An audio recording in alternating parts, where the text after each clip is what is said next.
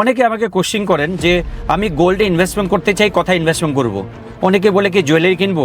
আমি একটাই কথা বলবো, জুয়েলারি আপনি ইনভেস্টমেন্ট না। জুয়েলারিতে আপনি ইনভেস্টমেন্ট করবেন মানে প্রথম দিনে আপনি 20% আপনি বা 10 to 20% আপনি লস করছেন। কিভাবে? Making charge. ধরুন আপনি 1 লাখ টাকার আপনি জুয়েলারি কিনলেন আজকে, তো 20,000 টাকা তো আপনার মেকিং চার্জ নিয়ে নিল।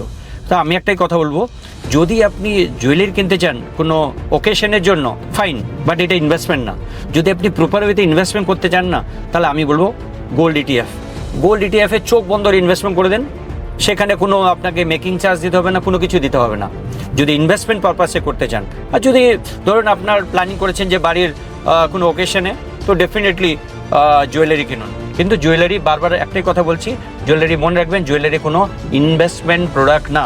আমরা এটা ক্যাটাগরি ধরবো না। ঠিক আছে, গোল্ডের ভ্যালু বাড়বে, আপনার প্রাইস বাড়বে, কিন্তু তার সাথে আপনার মেকিং চার্জও কেটে যাবে। পরবর্তীতে যখন আপনি চেঞ্জ করতে যাবেন, তার জন্য আপনাকে আরও 5-7% এক্সট্রা কেটে নেবে।